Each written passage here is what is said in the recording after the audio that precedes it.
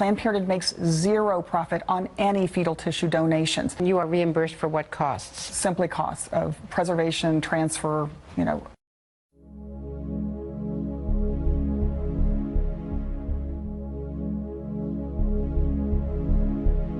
If we alter our process and we are able to obtain intact fetal cadavers, it's all just a matter of line items.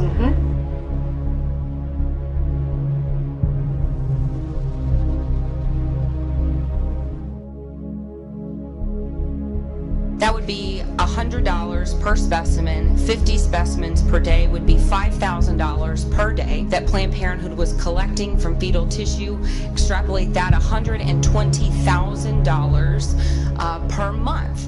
That is certainly not recouping cost. In terms of areas that I can contribute to the organization, both locally and nationally, is diversification of revenue streams.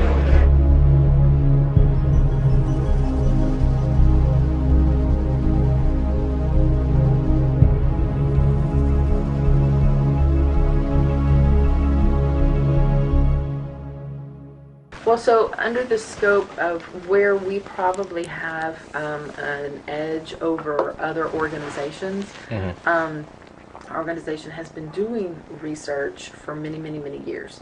And we've had studies in which the company, or in the case of the investigator, has a specific need for a certain portion of the products of conception, and we bake that into our contract and our protocol that we follow this. So we deviate from our standard in order to do that. Telling you this so then we can get creative about when and where and under what conditions can we interject something that is specific to the tissue procurement needs. Sorry, that goes to my perfect for my next. Can you get creative? Can you alter if we say we need a liver? Or not just liver, thymus, but let's say neural tissue is very difficult because. Could you adjust the procedure if you knew they need high volume of this? Could you match that and 18 to 22 week neural specimens, in so both hemispheres intact. Yes. You could do that. Yeah, I think we can. I mean, some of it is really outside. Some of it will be happenstance because sometimes as the procedure is happening, the procedure itself for the removal is generally standardized, and I'm saying generally loosely, generally standardized. And so just depending on the patient's anatomy, how many weeks, other where it's placed in the uterus, we're going to potentially be able to have some that will be more or less intact, and then some that will not be. Right. So, but it's something that we can look at exploring how we can make that happen, so we have a higher chance. It'll probably also require a little bit of input from the doctors, because the doctors are the ones asking, directly doing that, and when it matters, in the cases of when it's mattered, and the physicians also need an intact specimen, they can make it happen. So we just need to figure out how that we can do this, under our project needs. How many providers practice in the second trimester? Oh gosh, that's a good question. I know everybody that is here does. And really, specifically the later than 16-week cases, I guess. I want to say that we have 6. 6 providers that go beyond 16 weeks. Oh wow. And that's something we'll have to discuss, with the docs and see how they can do it. Because some of our doctors in the past have projects, and they're collecting the specimens, so they do it in a way that they get the best specimens. So I know it can happen. The doctors were also doing research. Oh wow. Yeah. So okay, very good. I'm more on the business end of it. I know that just going with the history of what's happened and wanting to not have that happen again. So for specific specimens, the compensation would be higher because we know you're going to run into problems. There's going to be more. How do we frame that so that we're not saying we're giving a higher... Yeah, we can work it out in the context of, obviously, the procedure itself is more complicated, so that anything that we integrate into that procedure without having you cover the procedural cost is going to be higher, right? So anything about higher gestational age, there's more opportunity for complication, there's more administrative time involved. Sometimes the procedures are longer. So then anything that we piggyback onto that for collection purposes, obviously, you know, would have to reflect that additional time, cost, administrative burden. So that our compensation that's higher to you for our specific specimen intact could be built and that's something that getting more information about it, you know, as intact as you need, how we're going to do that. Then from there, when I'm working with our clinical trials and all of our specimen collection, additional specimen collection needs, I'm pretty bullish about getting as much information as I can prior to budgeting. Well, that your financial background, really, I think that's what you can see the benefit of this financially, just having that background and seeing that there is it's gold out there. And it can be so beneficial. So I'm glad that you had that background so that you see the financial benefits of getting the right specimen and getting it intact. And if you have to change the procedure just a little bit within the framework that keeps it, we're all talking about it the same way, in the right way. But that financial gain and to your staff just knowing this is the end.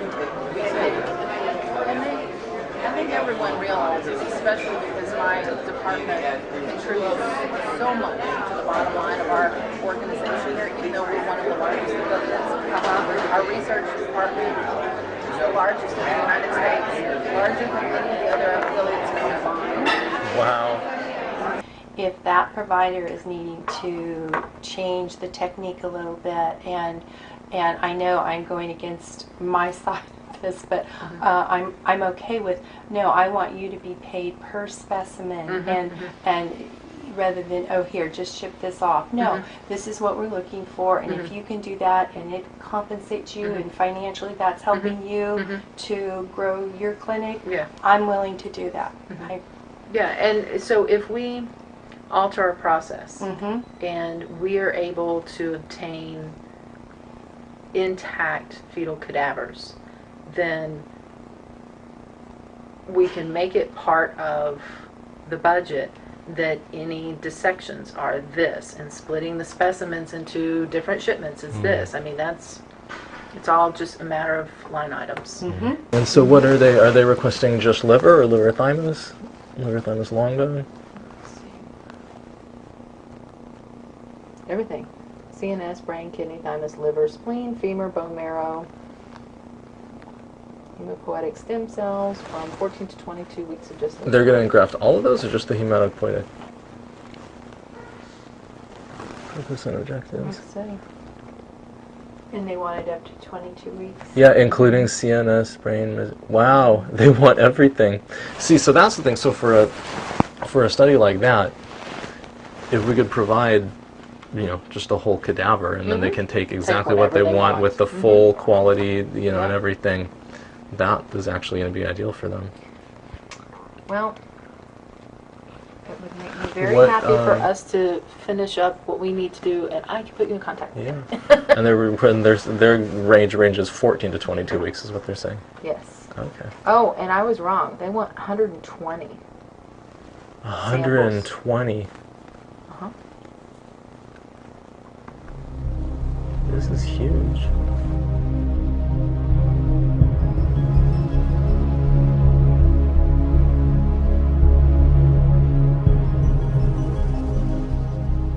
Are there any fresh specimens from today that we can still look at, or? We had a really long day and they're all mixed up together in a bag. Yet if I would have known 10 minutes ago, I would have saved something. You know what, though, if we could get If we could just, that doesn't, I mean, it's not like we need something today, but if we could get a visual today of it, that would be a good thing. Is that possible?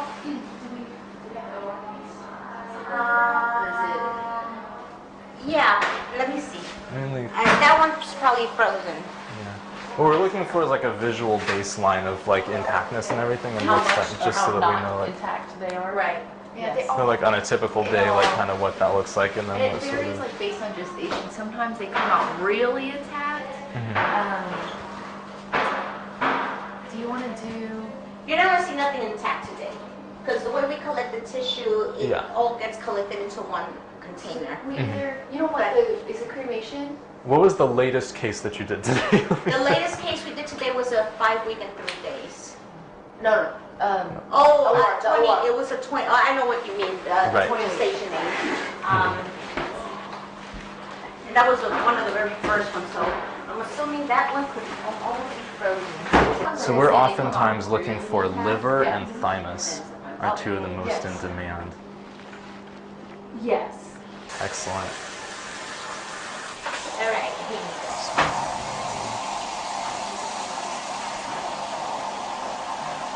See now this. Sean, can you help me out? I don't. So. I think this is lung, right? I don't Yes, think this is that's correct. kidney. Yeah, these are lungs because that's the trachea in the middle Yes. there. These are. So the intestine is right here. Right here. See? Yeah. This comes out, like I said, the organs come out really, really well. You can Right. see all the intestine Right. pretty much almost like And then this is a intact. big placenta right here. Yes.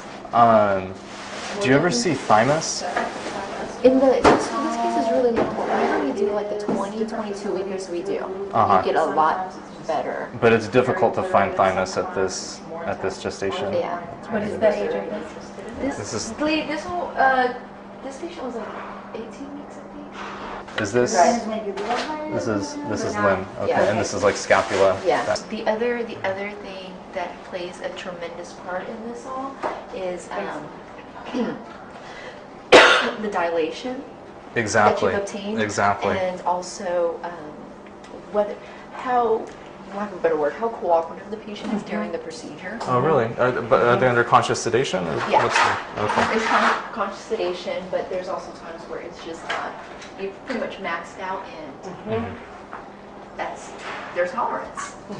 Oh. Sometimes it's a little bit more difficult. To completely relax, sometimes it's easier to not do so many passes for the forceps. So it just really varies. And like I said, a lot of it does depend on the dilation that was obtained. And like all of our procedures over 20 weeks actually go through a 2-stage dilation process.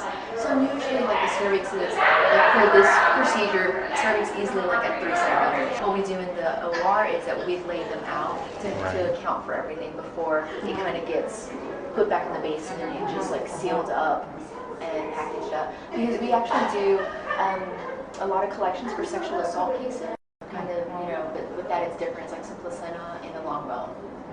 But it's still very, it's very cleaned up, so it's different than this as well. So. These orbits are good too, and at this stage you start to get the retinal pigment epithelium, Yes. which is in the back, which is you've collected that before. So all the orbits are so easy, like 95% of the They're easy to find too, even in the early gestation, because Yeah, you're just if looking they for come the. out like firmer a month type deal, because it whittles down some. Is that a Bible number for you? How many per month? Or the gestational age, 14 to 16, or No, 40 from like 16 to 22. There's how many per- yeah. 40 to 50 easy. per month? Yeah. Other Family Planning Fellowship in Columbia, the active researcher. So she's very well versed in what she needs to do. To just change up just a little bit. Okay. They've already talked with PPFA, Deborah Nucatola, and the whole group up there, and because fetal tissue donation varies so much state by state, PPFA is moving away from a standardized policy. Yeah, so because I attended the patient service Yeah. day, and Kristen Flood did talk about fetal collection and stuff like that. So yeah. Huh, very interesting. Remember when I first got here, and it was you have to have this form. It has to be like this. We had to have this particular consent form, very specific. But yeah, no, that's what Kristen was saying. Because they're encouraging more participation, but they don't want to get too. Does that make sense? Yeah. Interesting. Okay, cool. And any idea why the other affiliates in Texas think it's illegal?